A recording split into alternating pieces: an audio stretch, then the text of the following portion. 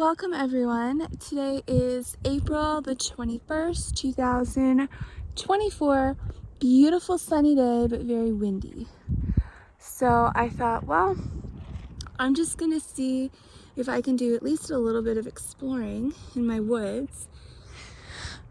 I don't know how far I get because it's still a lot of snow and it isn't really safe, but look at this. That's one of the garages that has to be torn down. I did a video a while back and I had to climb on top of the snowbanks to be able to do my video because there was so much snow, but it's all gone, which is so nice. So I got a wood pile that has to get cleaned out when the excavator comes. I can't do it. It's a lot of tree, like old rotted apple tree logs, I guess you call it. So they were cut into logs for the fireplace, or for the wood stove, but it all had to get moved when I was tearing apart the front to put gravel down to reduce the mosquitoes and all that kind of stuff. Anyways, it's something I got to get done on my list. And oh yeah, garage number 2's got to come down as well. Garage number 1 needs to come down, but it's attached to the house and it's not too awful. It's mostly just the roof and like the floor, but anyways, so I can at least get to my burn barrel, which is nice. So that's always good. Highly recommend a burn barrel. I never even thought a burn barrel would be so important, but a neighbor gave that to me because he could see I needed help. So I got I think 2 years ago I got that, and I was able to get so much branches and like little tiny branches and stuff that it's just not even worth trying to save. There's just so much. I just need to get it cleaned up off the ground, and that burn barrel really came in handy. So here, those are actually 1, 2, I think possibly 3, at least 2. Yeah, 2 old apple trees. I don't even know if they're any good because we're not maintained very well. And actually, I don't even know what happened here. So funny thing, I don't know where that came from because I used to be able to try and clean under here. It's just so much weeds and overgrowth. You can't even get to the apples, and it's like picker bush type weeds. So I think the tree broke because I don't remember it ever being on the ground. So if it's still alive, I think what I'll do is maybe air graft some and then let them grow. I mean, it's almost free to air graft, why not? So I'll let them grow in 5-gallon buckets, and then when they bear fruit, like, you know, in the fall, then I'll try them, and if they're good, then I'll just let them keep growing, and now I have more apple trees. But if they're really crappy, then this here is going to be logs for the wood stove. But I try to salvage as much as I can. It's just not all apple trees have good apples. Some are gross, some are disgusting. The bears and the deers like them. But you know, this is such rich area here.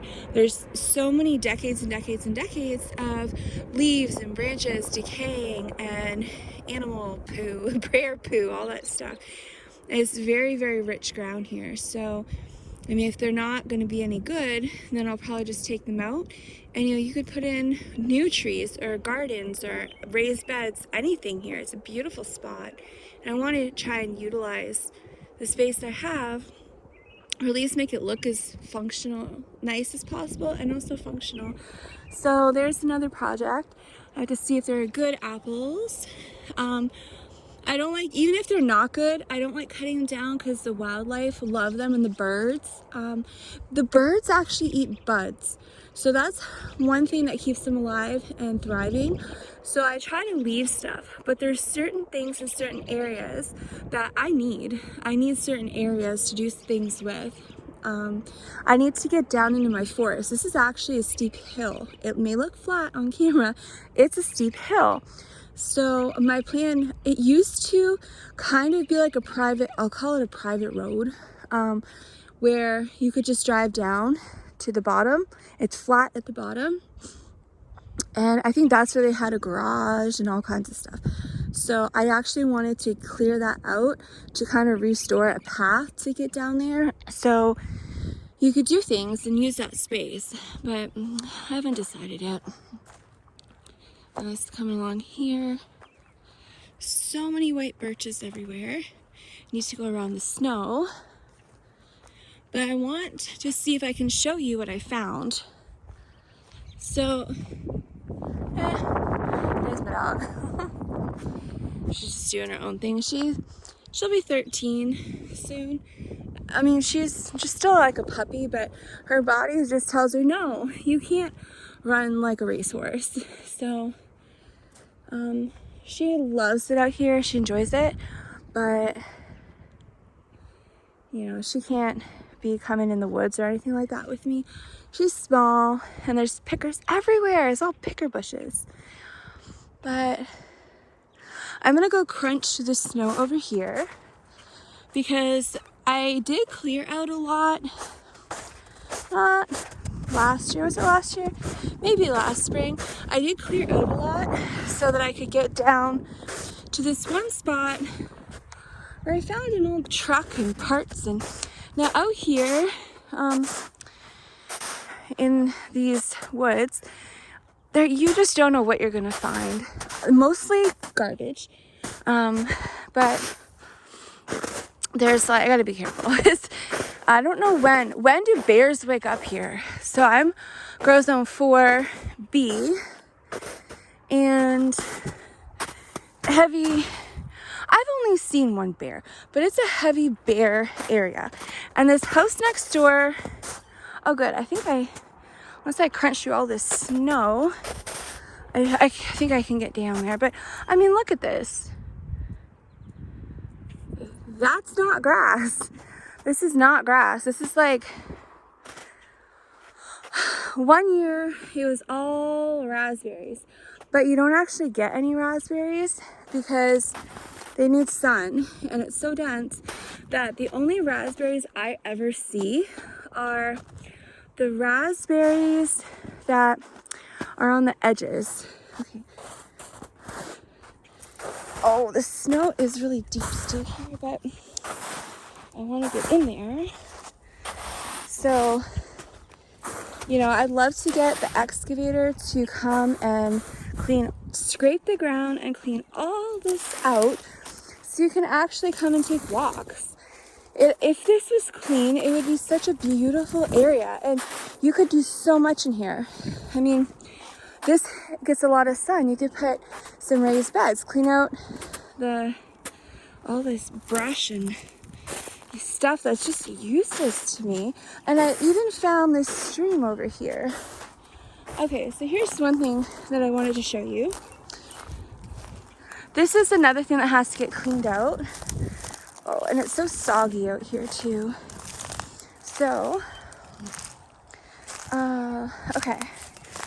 This here I found on my property. Now, I'm not too far from the road, and I did notice under all of this, it looks like there's a pipe. And someone must have run a pipe underground coming from the front yard area that drains all this water in here. So if this was cleaned out, I would actually have a little stream here, and it's just crystal clear water. Let me see. You might be able to hear it.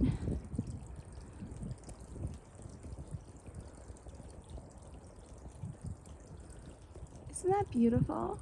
So if this area, oh, it is freezing cold out here. I had to put my sweatshirts, my winter coat. You really got to bundle up even if the snow's melting. So here's the little creek. I'll call it a creek-ish stream. We'll call it a stream. Well, there's just, this is where the cedars are that didn't get cut down. Almost everything got cut down because the guy owned a sawmill. But I do have some big cedars. Oh, and then this one. And someone there. So mostly everything of value is cut down many years ago. Many years ago. But there are some good stuff left. And I think if I cut them down in this area so I can have lumber for raised beds, then it will allow the sun to get in here and it won't be so soggy, because your feet actually kind of sink in the ground a bit. It's so soggy. It is black in here during the summer. When all the trees bloom, all the leaves and stuff, it is black, just pure black in here. So I think that if just this area alone got cleared out, I could use my trees for lumber. And I mean, these white birches, if I can use that for raised beds or something, that would be great. They've got some good ones in here. But I mostly, I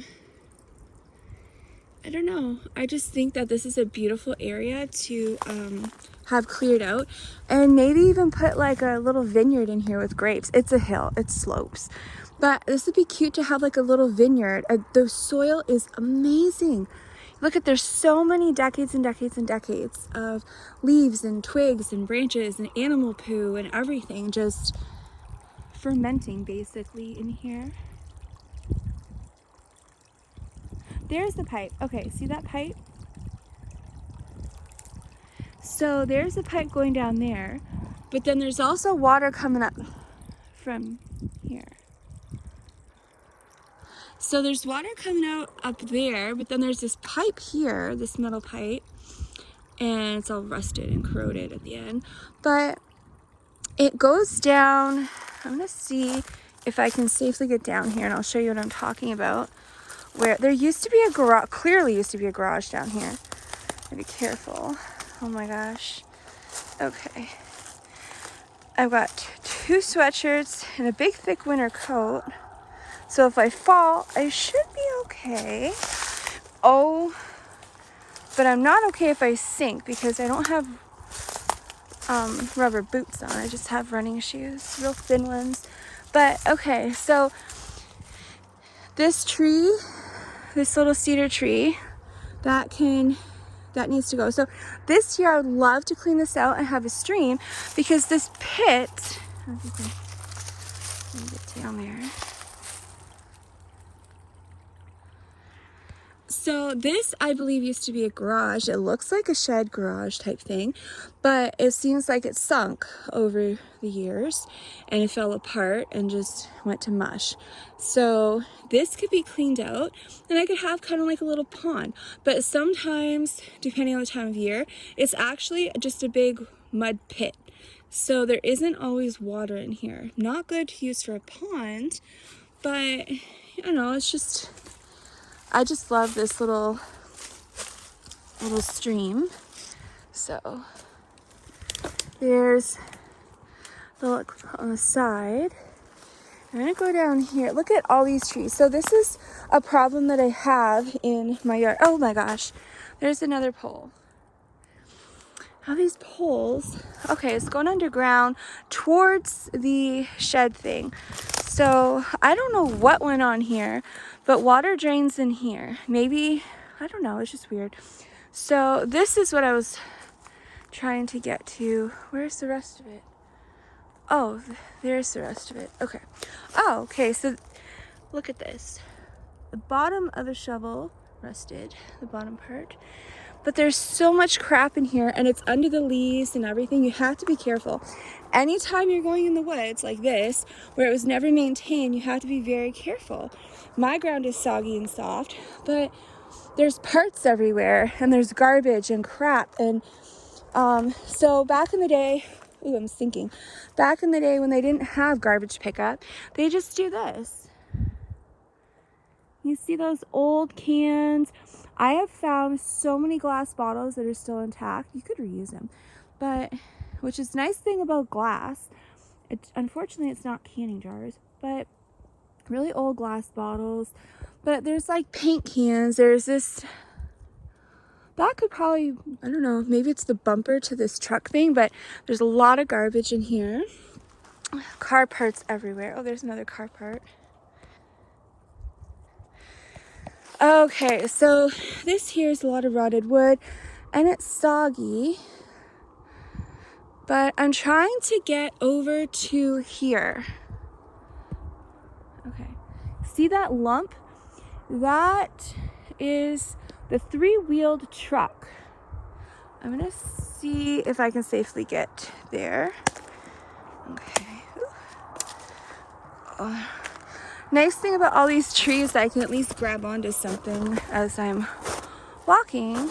Okay. A lot of snow. Oh, there's birds. Oh. Oh, there's another bottle. Let's see. Oh, it looks like it's intact. What is this? Does it say anything? Oh, I don't know.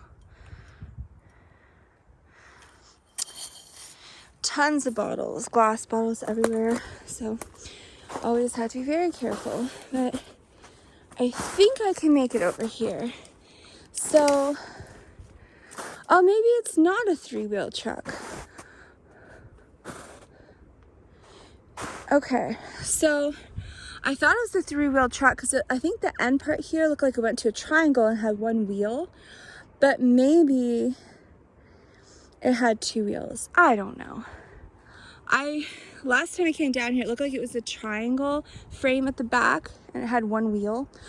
So this I found, and there's piles of car parts. I'm trying to see if I can get, maybe I'll climb over it. But there's some parts there, bunch of parts.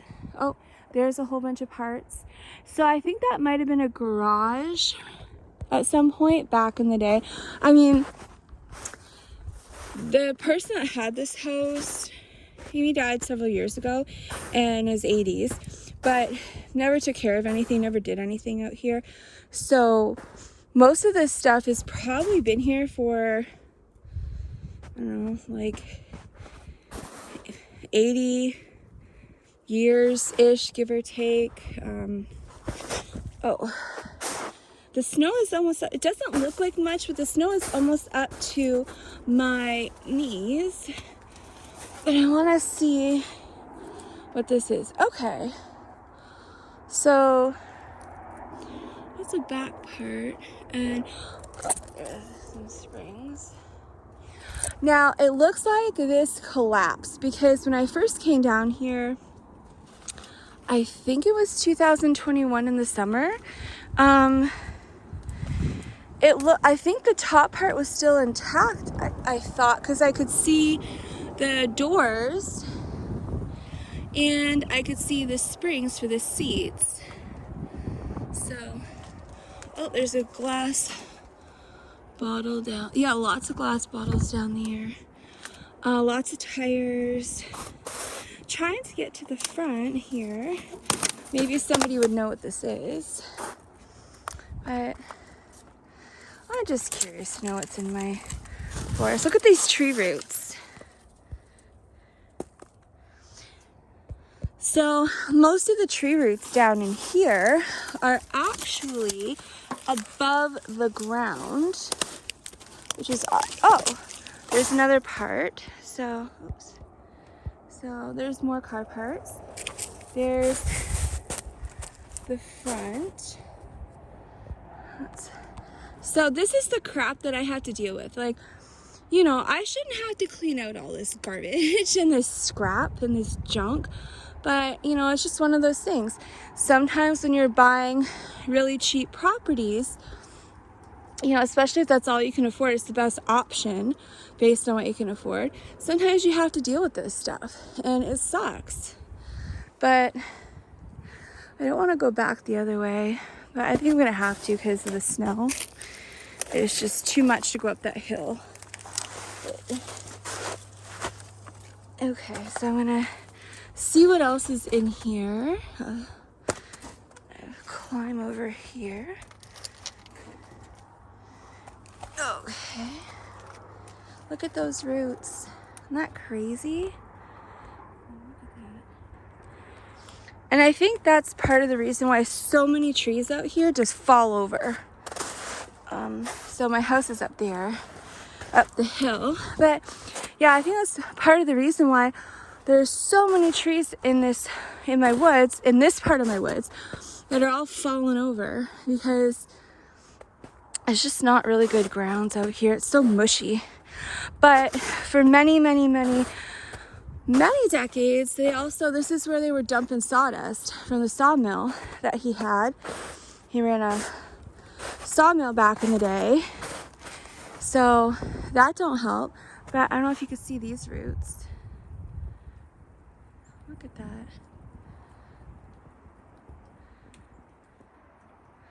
I mean, I'm trying to get behind this tree here. Look at that. I don't know if you can see them, but there's roots really growing out of the ground. Over here too. Maybe there. Look at that. And then over here.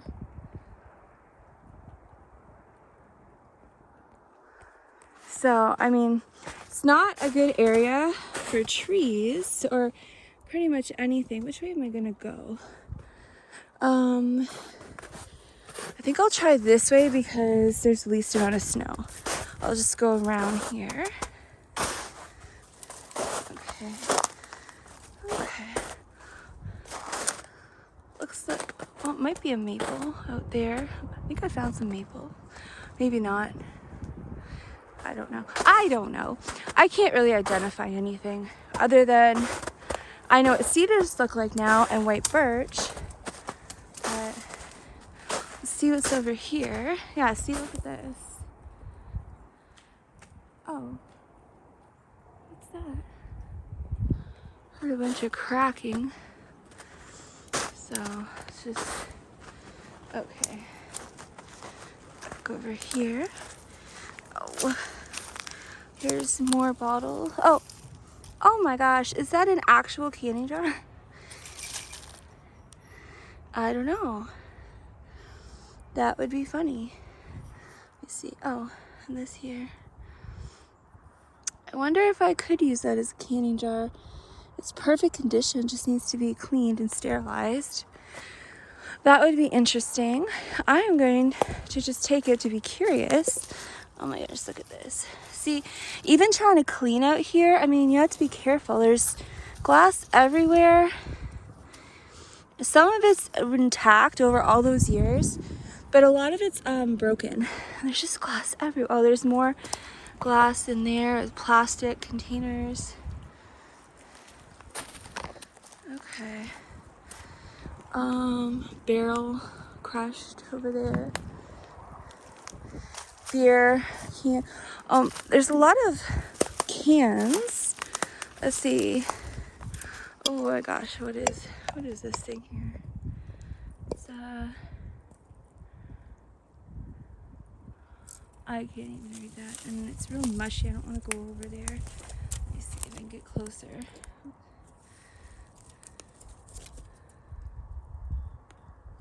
That looks like an old beer can.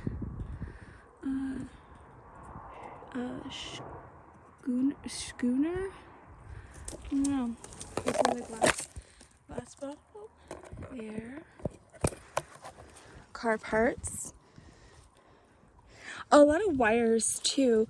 I found lots of wires. Oh, well, that wasn't very smart. I came out further than I thought, and now oh yeah, there's another stream coming out this way. So there's the original stream over there, and then over here there's another stream coming out. This one goes down in there somewhere, and look at those roots. So it's a mess down here. I definitely need my own excavator to try and clean and a lifetime supply of fuel. But I'm trying to cut across. So I definitely need a lot of cleaning out here. What is this here? Oh, well, that's lovely.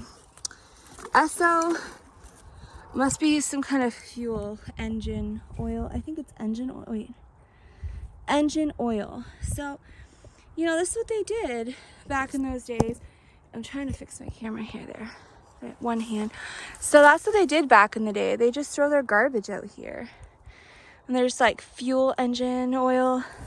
And there may even still be chemicals in there. I don't know. But it's pretty awful how people look at this cedar. I mean, it's huge.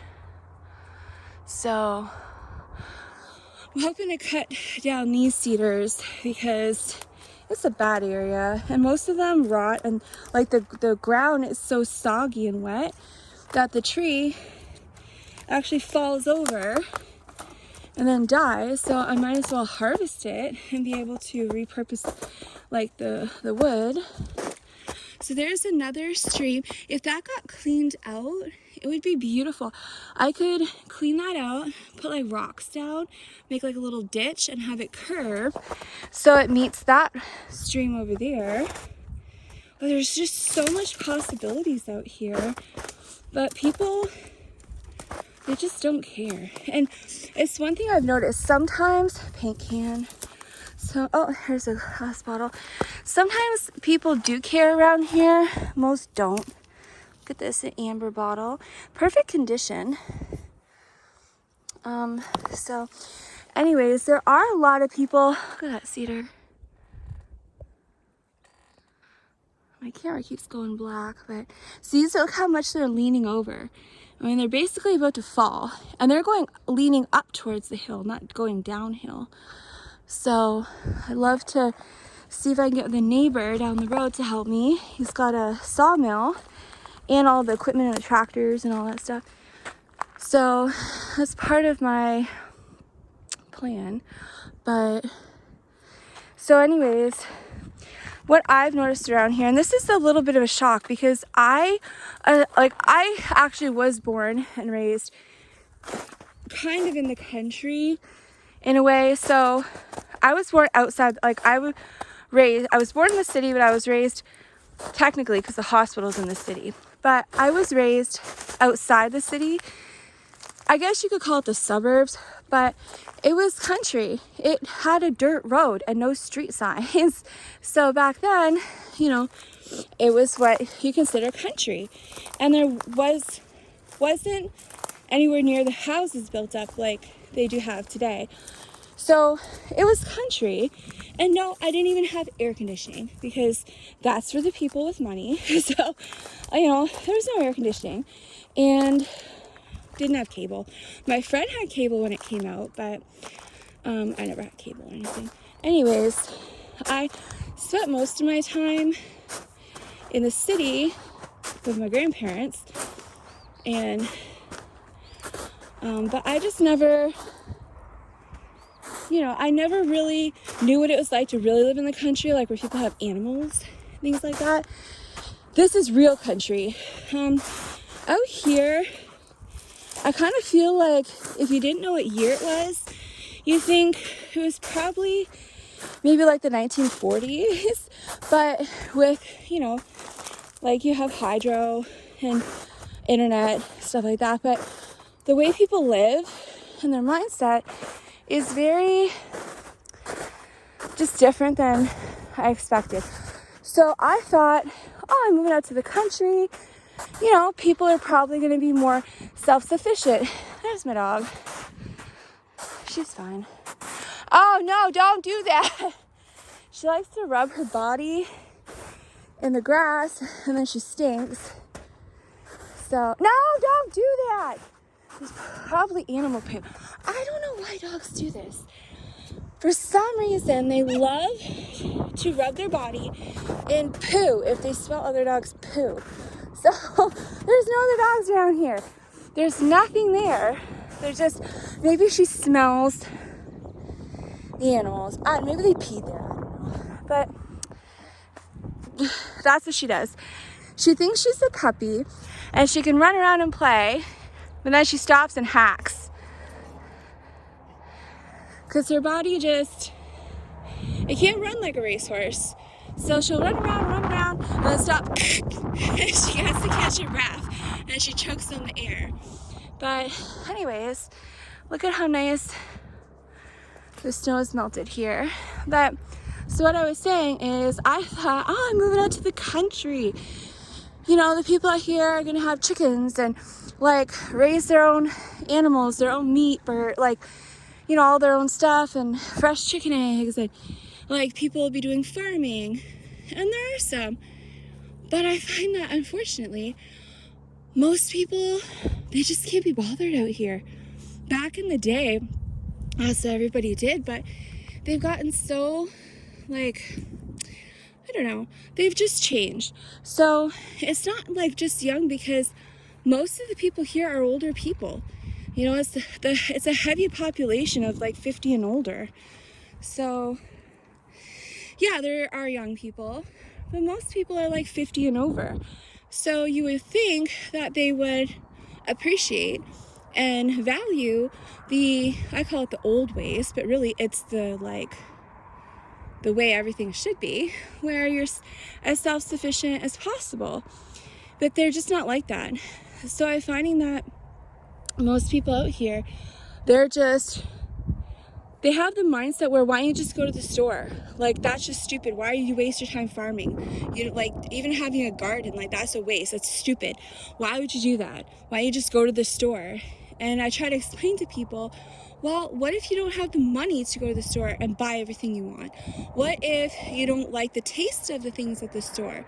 You know, if you taste a tomato at the store and then you pick one off a plant fresh and eat it, they're like two completely different things. The flavor is just massively different. And one has lax flavor. And, you know, I want natural, healthy stuff, and people should want that. You have better flavor, better quality, you know, and yeah, it can be a lot of work, but if you're able to do raised bed gardening, you could put weed barrier in between your raised beds, and you don't have to cut grass, you don't have to do anything. You know, you can limit your amount of work, and you can work smarter, not harder.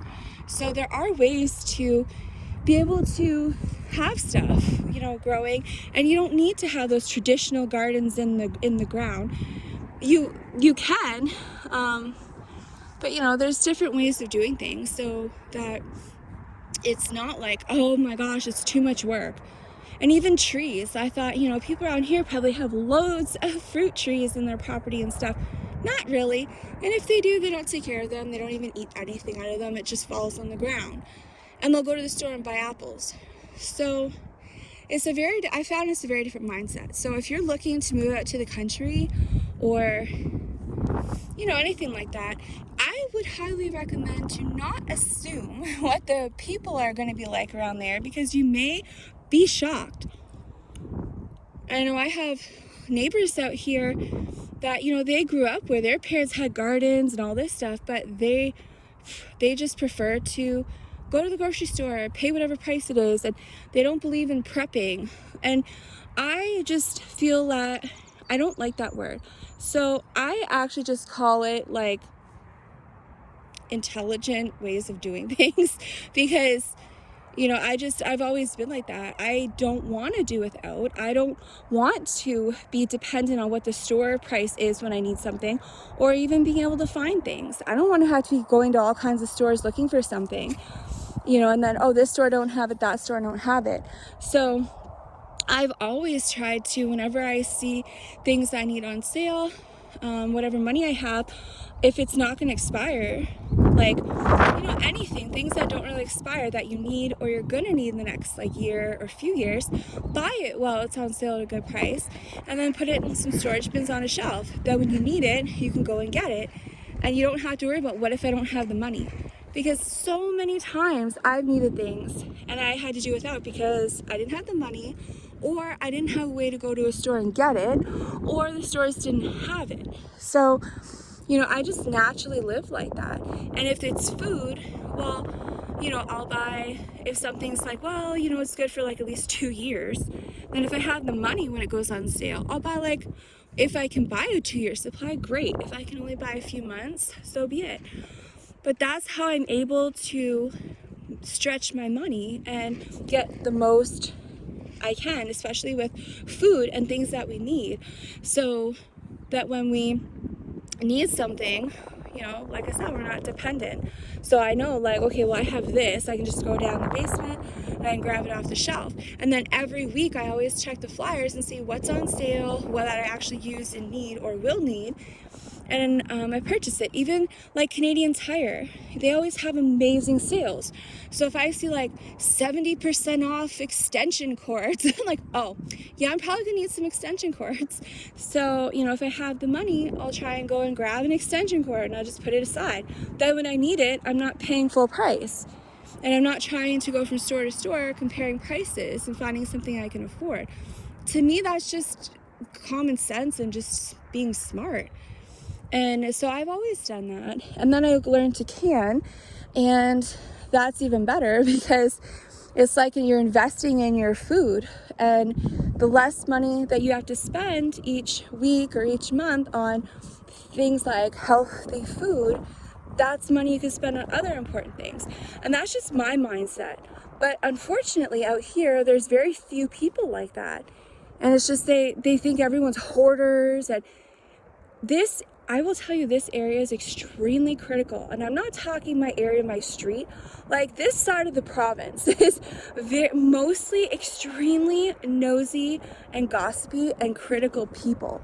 So whenever you're looking at property, yeah, it's important to look at all the property stuff, you know, where you're moving and all that.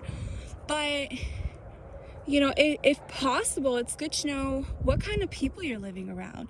And then you can kind of, you know, make decisions based on that. So for me, you know, looking back, I'm like, oh my goodness, like sometimes it's best to keep things to yourself.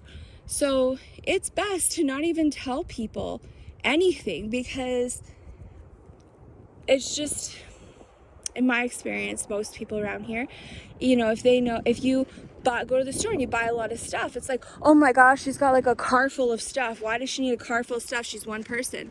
Yeah, I'm one person, and I'm one person who has one income of money that doesn't really exist. So I have whatever money I have at that point in time. I don't have a regular income. So if I have money and I go to the store, I need to get as much as I possibly can, because I don't know when the next time I'm going to have money to go to the store. And I try to get what I can on sale and things that I can store. So, you know, I'll buy as much as I possibly can whenever I have money in whatever it is that I can afford to buy. And it's just, to me, that's just how I thought, you know, most people did things, because it made sense. But it's amazing how many people think the opposite. And it's like, well, why don't you just, you know, buy stuff when you need it? They cannot understand having things on hand or having, you know, a stock of anything, even if it's just a month of food. They still think you're a hoarder, and you get criticized and you get attacked, like, oh my, yeah, she's a pack rat or a hoarder. And it's like, good gracious, like, what do you expect to do if like something happens? If you have really bad storms like we have here in the winter, and there's blizzards that shut down the roads because the plows can't plow through the snowdrifts, which has happened here. Or what if you don't have like hydro, which has happened here for like a week or two. I think it was 2 weeks one time. They had no hydro. So what happens? You know, you can't just go to the store, and you don't know when you're going to get your hydro back. So you may have to throw out everything in your refrigerator or your freezer because you have no way to use it. So, you know, if you can buy food and can it and it's on your shelf, it's already cooked and it's good for years.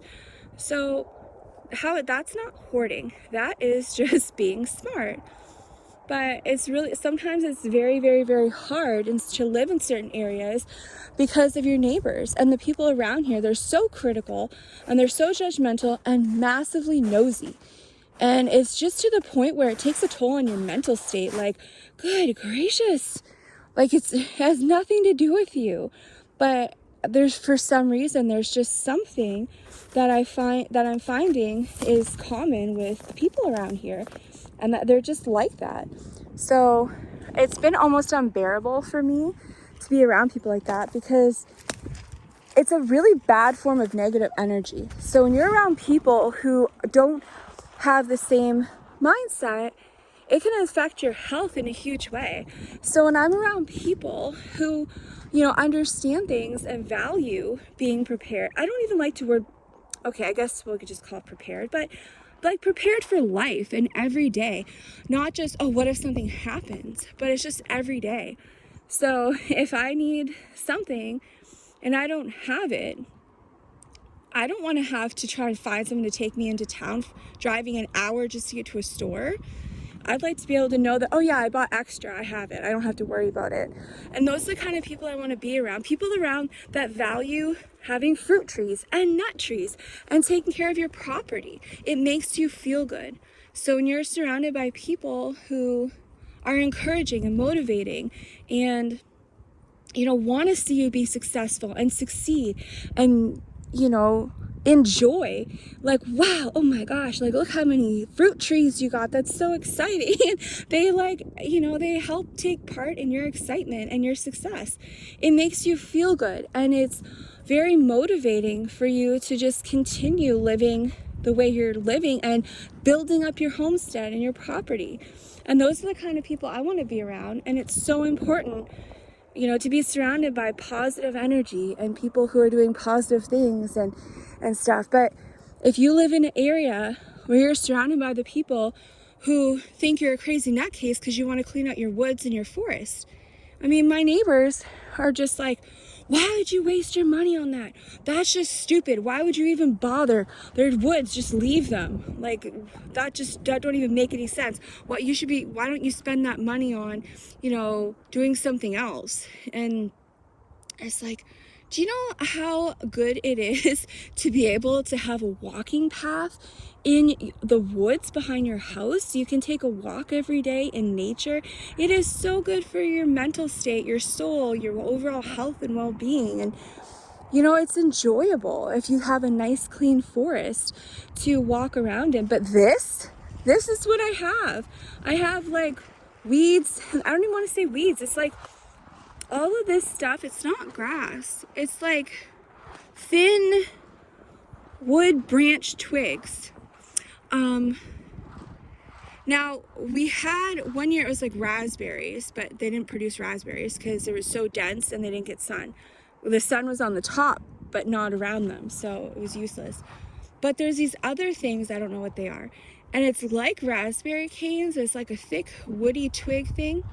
And they're just everywhere. And then there's picker bushes. Like, you can't even do anything.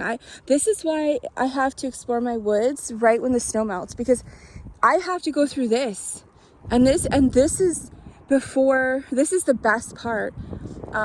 As soon as the weather starts changing a bit, this is all going to be leaves and over, you're not even be able to see where you're going, and then you trip and fall. So just give you an idea, down there is where that car was, way down and right there. So I'm just behind my house.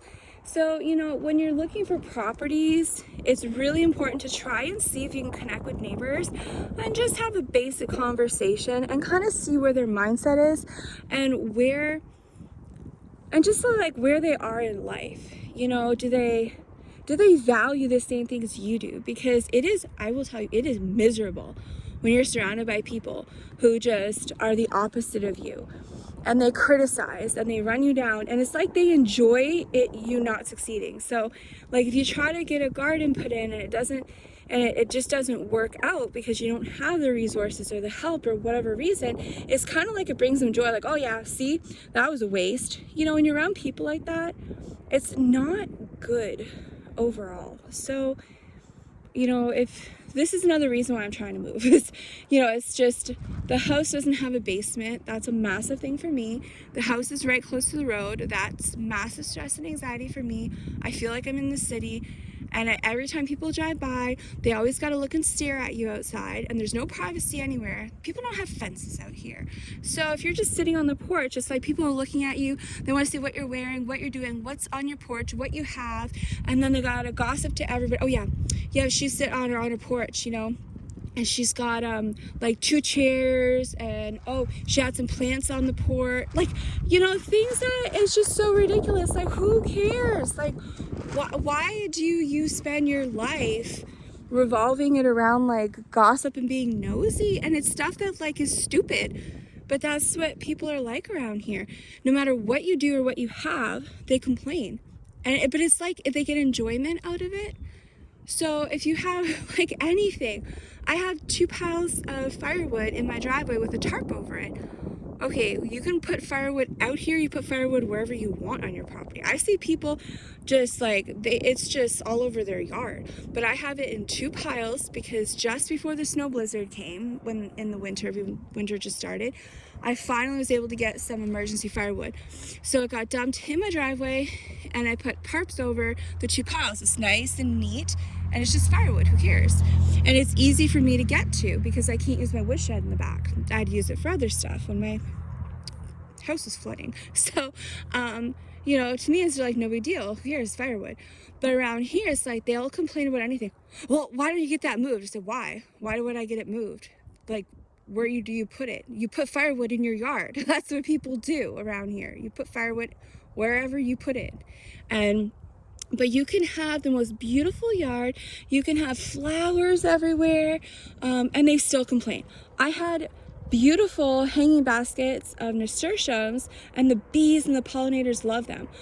I couldn't get them attached to anything because I couldn't get my raised beds made, and I was going to put them along the poles on my raised beds, like the posts. So anyways, I just had them on my porch. And you know, people complain. It's like, well, why do you have flowers outside? What do you need flowers for? I'm like, they're flowers. They look nice. Why would I not have flowers? Well, why do you have them in hanging baskets? Because I wanted to put them in hanging baskets. Does it matter? No. Like, who cares what I plant my flowers in? You know, they make you feel like you're in the city. This whole area here is the size of a big city, and there's not even 2,000 homes here. And wherever there's homes, they're usually in clusters. It's mostly trees, like grass, woods. There's very few people in this whole entire area that I live in. But they just get nosy and complain about everything. I bought some fruit trees I had in my driveway after I bought them because I had to restore them. They had no roots, that's why I got them cheap. And I got the roots to grow back. And I had them in the most perfect spot where they get lots of sun, and in the back of my side of my it was like in the driveway near the side of my house. And it's like they're fruit trees. They're beautiful and they look nice, but people complain, well, why don't you put them in the ground? Because I don't want them in the ground. You know, and it's just like, if you don't do what they think you should do or think the way they think that you should think and all this stuff, all you do is get attacked and criticized. It doesn't matter how nice your house is. It's everything good they criticize and complain about. Anything bad they complain, but what they think is bad is usually not. So it's just horrible and unbearable. So I'm trying to move because it's just for my mental health, and also for, you know, I need a basement. So if you're looking to purchase a house or buy land, it's really important to consider these things so you don't have to go through the crap that I've had to go through here. And there are some really nice people, they mean well, but they're just so negative the way they think and the way they do things and their lifestyle, and they don't understand. If I wanted to live like you, if I wanted to be like you, then I would. But clearly I don't. I don't want your lifestyle. You know, I don't want to live in a small little home with no storage, with no extra anything. You just have the, like, you know, I tried to stock up on everything. So I have lots of extra, like bedding, extra clothes, extra, all kinds of stuff. I've learned the hard way. What happens when you need to wash clothes and you don't have a working washing machine, or you don't have a working dryer, or you don't have anything? So if you don't have a working washing machine, I'm not hand washing stuff, especially out in the winter time and it's freezing cold out. I will not do stuff unless I have to. So why not make it easier on yourself? Have extra linens, towels, bedding, clothes, have extra stuff. So if you don't have a working washing machine, then you can just go into your extra stuff, use it until you get your washing machine fixed or buy a new one or whatever the case may be. And it saves you so much work, so much time, and so much of, just the mental state of doing things that you don't want to do, especially tedious things like washing clothes by hand and all that stuff. And when just simple things, just having extra. But these people don't believe in that. That's hoarding. Why do you have extra anything? It's just... So yeah, so I've decided when I sell this house, I have to fix it up first so it's in better condition. But when I sell this house, I am looking for a large amount of wooded property on the ocean, and so that I can build a house way in the middle of nowhere on my property where you can't even see there's a house from the road. And I actually found the property.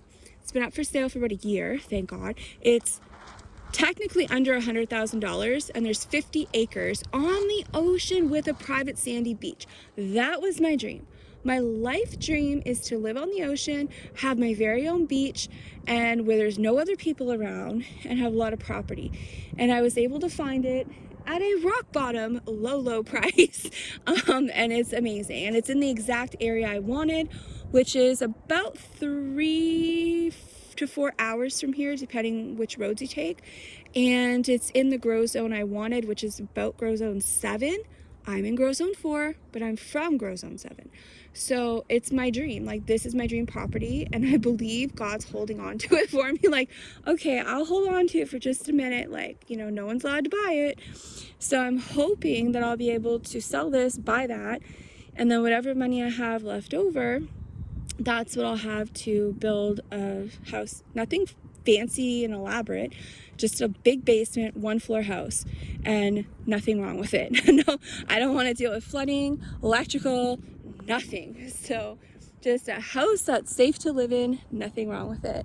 And built very well. I want a house that I don't have to worry about the roof collapsing or winds like knocking down a wall or something like that. So, these are, people think I'm nuts. Well, sometimes you have to move to the middle of nowhere because that's the only way you're going to get peace. And if the people around you are just so negative and they bring you down, then how can you be successful and succeed? You can, but you're just going to be much better off in life if you surround yourself with what makes you happy and positive, healthy things. So this is why I enjoy YouTube, because there are so many other channels that have the same mindset that I have and take pride in what they have. They take pride in their yard and what they're building. They understand the value of things, and that, yeah, sometimes you can't do what you want. Sometimes you can't neatly stack your firewood because you don't have the racks to stack them with, and if you try, they'll just fall over. So, stupid things like that. People understand it doesn't matter if you have a pile of firewood or if it's stacked, it's firewood. I like to surround myself with people like that. So I absolutely love YouTube because there's so much support and good mindset of people, and that brings me joy and gives me peace when I have to deal with this. So very, very important to do what makes you happy and really look at other things than just the house and property. Look at the people. I live in an area, at least this whole side of the province is very liberal, extremely liberal. And that's difficult, but I'm the opposite. So, it makes it hard. And if I have to move out to the middle of nowhere, then I will happily do it. So it's not like this is what I enjoy. Am I going to enjoy having to try and figure out how to clear land and build a house? No. I have to find help, and that's going to cost me money, and that's going to, it's hard, it's time consuming. So I'm going to have to, when I have things done, I try to have people teach me. So when I paid the neighbor to help me build my woodshed, I'm like, okay, I want to learn how to do this. And so I need you to teach me as I'm helping you do it. So he taught me how, like from scratch, because I don't know anything. I was not taught to know anything. So he taught me from scratch, like, okay, this is the kind of lumber you use. You want to use, you know, this kind of lumber. And these are the kind of screws you want to use. This is how you build a wall. You need this much spacing, you know, and then this is how you put it together. And you have to make sure it's not flat on the ground. You have to have it on something. So I got patio stones, and you don't put them, you put them right on the edge. You make sure you don't have an overhang on your things, because when it rains, the water will sit there and rot your wood. All those things. I had to learn. I learned how to shingle a roof. I never thought I'd learn how to shingle a roof, but I did, because I might need to learn one day. So I try to learn as I have help, when I pay people to help me with things, so that I can take that knowledge when I move and I can use it. So I may have to build a woodshed style house, shed, cabin thing to live in for a while I find help. And you know, so I figure this is what God gave me to work with.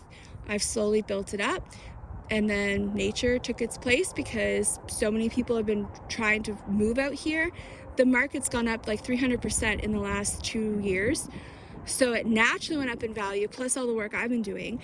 So I may have enough to buy land. That's what I want, like a good piece of land, and then build a small house, but also buy what I need to do it, like a cheap sawmill, and a cheap excavator, if I can get one secondhand that works good, you know, things like that, and just have someone teach me and figure it out. Do I want to do that? Absolutely not.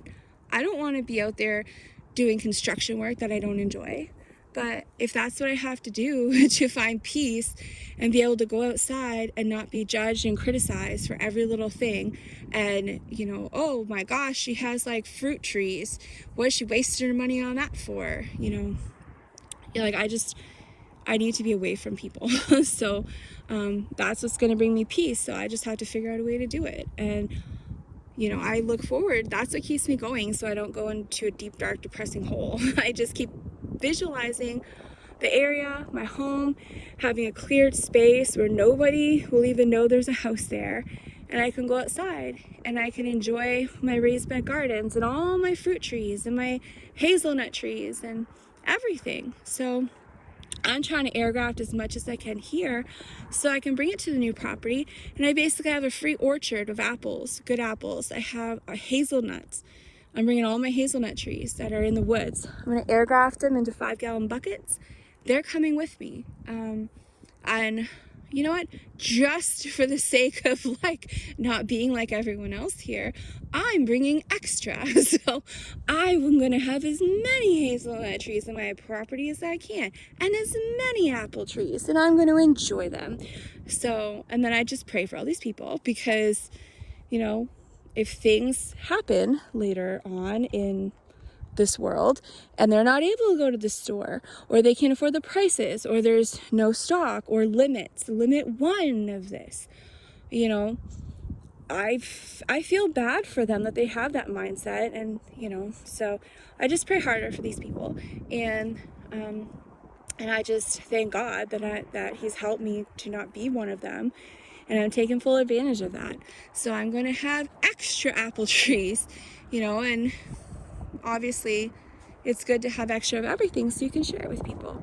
But you know, those are just things that I've learned to think about when you buy property, is what kind of people are you surrounded by, because that's going to affect your mental state, your quality of life. You know, the more people you are around that are like you, the more successful and happier you're going to be.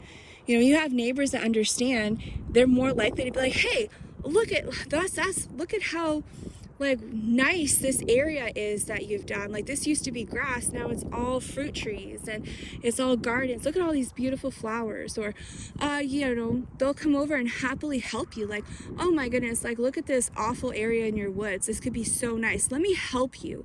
Or, you know, I have a machinery here, I'll let you use it if you put the gas in it. You know, like those are the kind of people I want to be surrounded by, where everyone helps each other and they're nice and kind and considerate and compassionate, and you know, they help each other. And you know, it's just very difficult to find that. And I thought moving out to the country I would be surrounded by people like this. No. Like, no, if I would have moved here like 100 years ago, then yeah. But no, there's very, very, very few people who even are interested in putting a tomato plant in their yard and growing a tomato plant. Like, they just can't even be bothered to do that. So very, very, very hard. But you know, if I have to sell this and basically start from scratch, and that's going to bring me peace and joy, then I have to figure it out. So I will take you along in my journey, and hopefully everything works out. But I mean, her nerves were shot for like 2 years after we moved here from life in the city.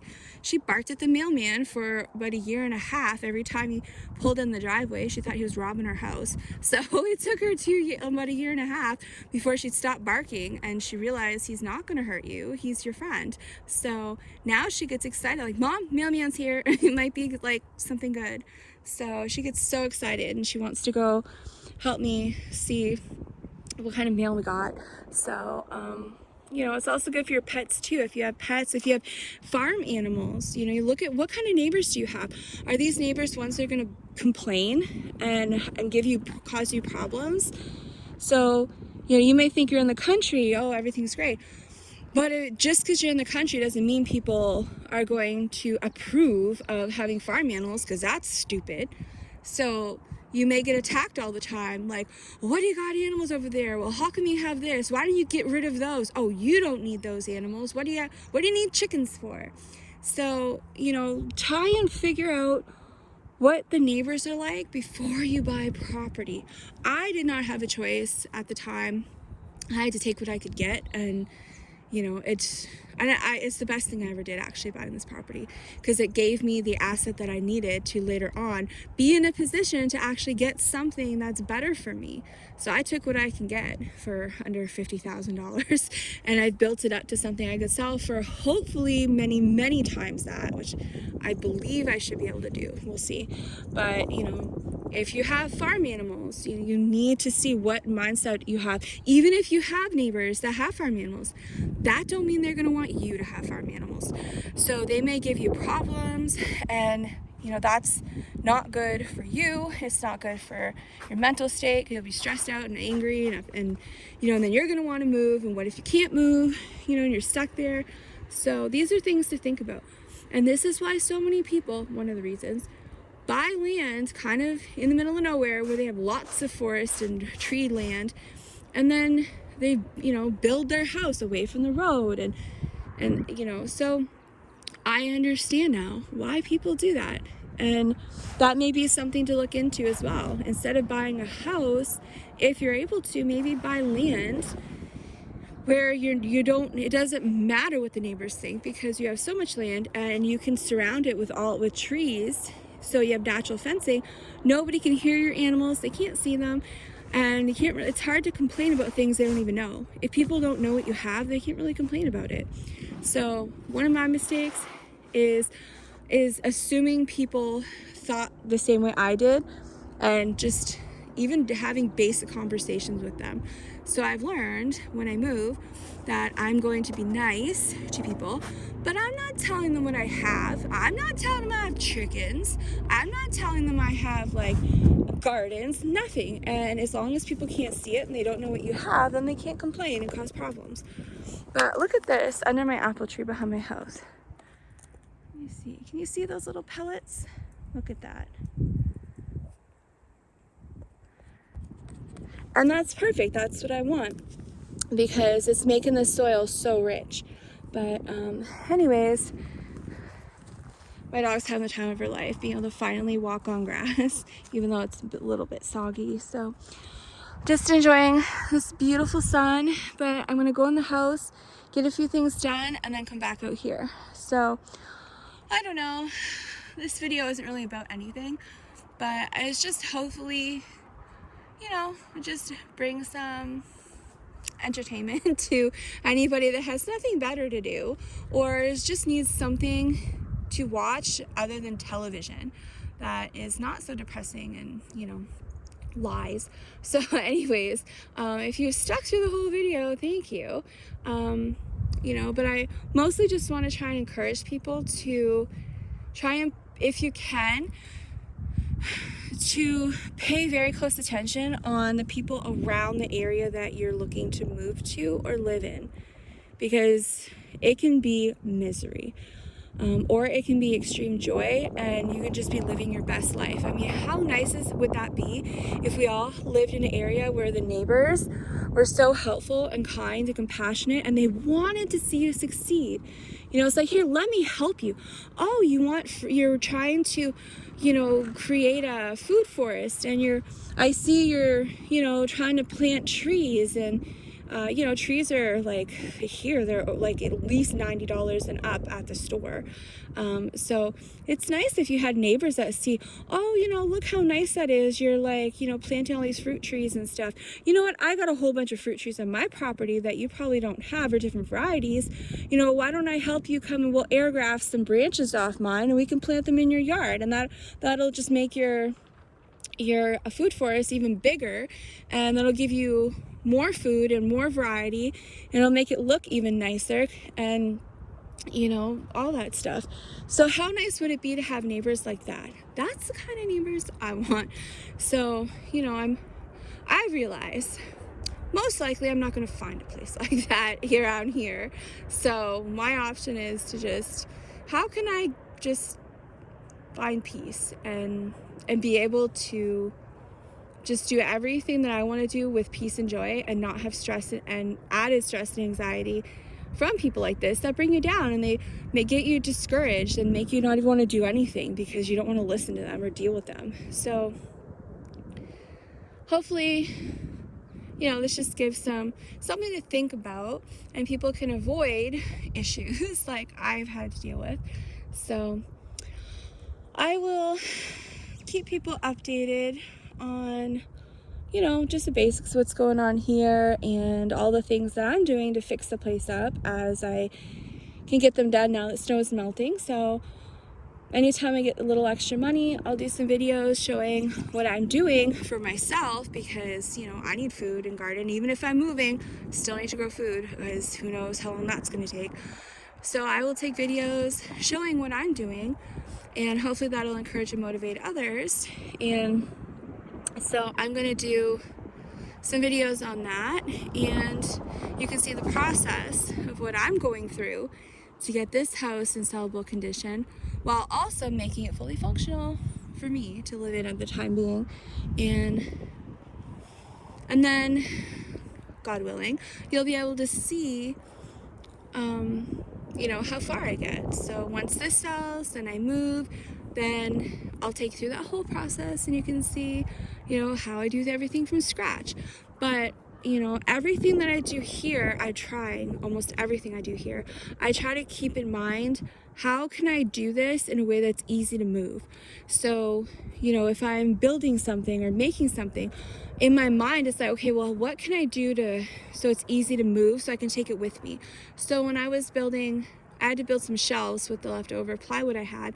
I had to build shelves in the addition that I made on the front of my house, and it's just a small little thing. It was like basically it's like a enclosed porch. So instead of building shelves attached to the walls, nope, I'm going to build plywood shelves that are detached, that are shelves in itself, and at a size that's easily able to move. So when I move, I'm taking my shelves with me. Pretty much everything I do, I'm taking it with me. I'm not putting in new carpeting, but I will get area rugs, and I'll put area rugs the size of the bedrooms down, because I can take the area rugs with me.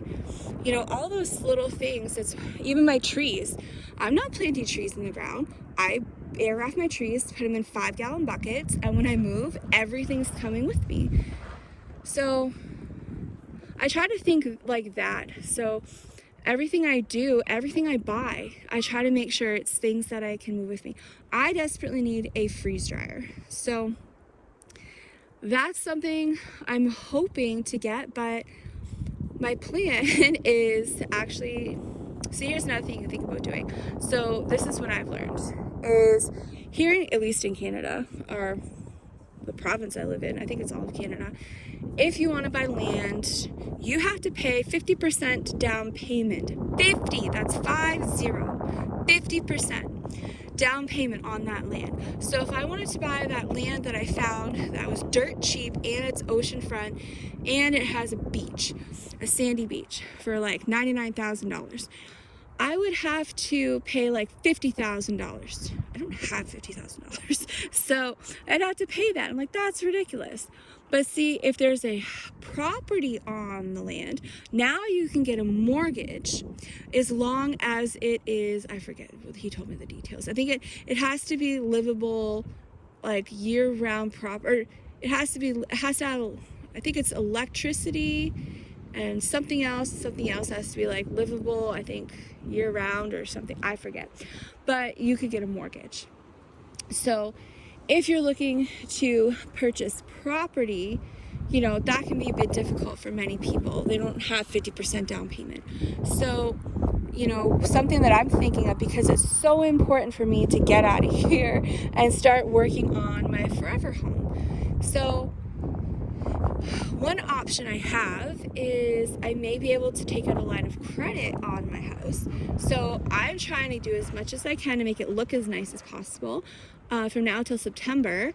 And then I'm thinking I'll take a line of credit on the house, use the line of credit, some of it, because over here, if you're in the city, they'll give you 80% of the appraised value, but if you're outside of the city, they'll only give you 60%. But I'm still gonna try and bargain. So I'm like, well, the house is going up for sale, but I can only do that if you give me 80%, and then you'll get your money back plus your interest right away. I'll try and bargain with them. And he said sometimes they do bargain, so I'll try. But even if I just get 60%, I may be able to purchase the land, so I at least have it, and then I can at least start, while I have the house up for sale, I can at least start moving onto my land, and I can start getting stuff, moved out there, and my plants and my trees and all my things that I don't need right away. And I can even start building my woodshed house, and then, as soon as I can fully get out of here and away from these people. And it's easier to sell a house if it's vacant. So, there's another option. If you need to move, but you have to sell your house to get the money to move, it might be good to look into a line of credit, but you do have to make sure that you can make those payments every month until your house sells. So, you could take out a line of credit, put a certain amount aside, and use that for your monthly payments, and then just use what's, left. So, there are options sometimes, because I know how hard it is for people, living in areas or certain kinds of homes, like apartments and stuff, and they just got to get out of there. You just got to move. Like if you live in a condo, sometimes people own condos, but maybe you could look into a line of credit if that's a good option, and do that until you're able to get your place sold, and just keep praying and hoping that somebody buys it quickly. But for me, it's definitely something that I'm willing to take my chances on, because I don't care at this point. If I lose my house, at least I got my land, and I've salvaged everything I could. But yeah, it can be very, very difficult, at least here in Canada, very, very difficult to when it comes to options. So hopefully I've given you some information that you might be able to use, or maybe you could help somebody that's looking for options. Maybe they're severely discouraged like me, and you can give them a little bit of hope and some information, and hopefully we can all just live better lives and thrive and be happy and help each other. Yeah, I live out in the middle of nowhere, but you know, there are a lot of other people in Canada who are looking for this lifestyle, especially that have channels. And I would happily, once I get established and get all my stuff done, you know, I'll happily air graft some branches, even if they're just like kind of small. I can air graft some branches on my apple trees, mail them to you, and you know, that'll help you put one extra tree in your yard. Or, you know, maybe you have access to other stuff, you don't have apple trees, or maybe you can't afford it, and maybe you can air graft but you don't have any trees to air graft from. You know, some people don't have trees like I do in their forest. Some people don't have a forest, and you don't know anybody that has any trees. So there's so much we can do to help each other out, you know, even if we don't live close. Well, yeah, mail's expensive, but you know, it's the thought, like, if you can air graft a branch that'll fit in the $30 flat rate box, I'll just make sure I pick branches that would fit, and I can mail them, and now you got an apple tree, and it didn't cost me anything to air graft, really, like $30 to ship it. I will make sure that I fit a whole bunch of those of air grafted somethings in there. You may get some apples, you may get a little, you know, just like a small branch off a cherry tree, or my, you know, grapes. So there's a lot that we can do to help each other, even if we don't live close. But you know, it's just finding those good people and getting some property in a good area so that you can get started and build up a nice little homestead. So anyways, just out here, I figure I might as well just start yapping, because there might be something of value for somebody. I'm already out here, might as well just put my thoughts into a video, and if you're interested, then it might help you with some learning something. But we're gonna go in the house. I have some things to do. You wanna go in the house? Come on. So anyways, I will see you on my next video.